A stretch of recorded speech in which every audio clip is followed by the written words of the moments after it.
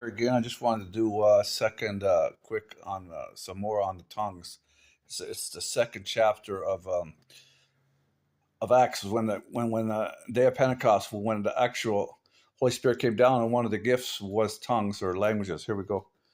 I'll just read it to verse 13, and then I'll quickly comment.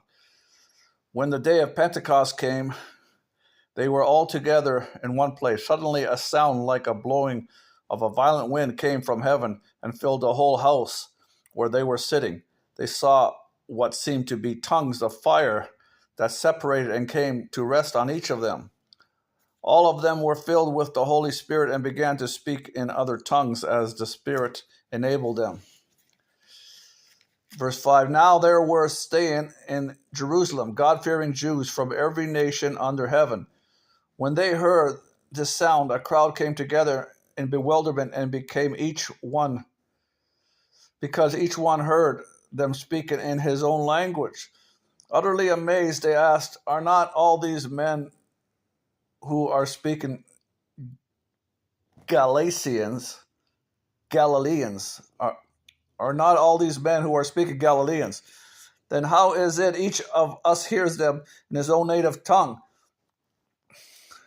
Parthians, Medes, Elamites, residents of Mesopotamia, Judea and Cappadocia, Pontus and Asia and Phrygia, Pamphylia, Egypt and the parts of Libya near Cyrene, visitors from Rome, both Jews and converts to Judaism, Cretians and Arabs were here.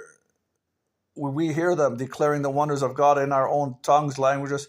Amazed and perplexed, they asked one another, what does this mean? Some, however, made fun of them and said that they have had too much to drink. Now, Peter says in the next verses 3, at the beginning, he says, no, they're not drunk. It's the Holy Spirit. But back to, you should look at all my videos if you want to take it all in. I adjure you, ask you solemnly, really take everything in and learn it. But that there is more on the tongues one. You just need to click it on or whatever. You can see the title or listen to it for a bit. But that one there is more on tongues, so I brought it up. It's the day of Pentecost when the Holy Spirit came down. And all that is part of the whole Old Testament holy days that the New Testament in Colossians, Apostle Paul said they don't need to keep, but it will be reinstituted. But that came down, Holy Spirit, and one of the gifts was tongues or speaking in languages. Okay, bye.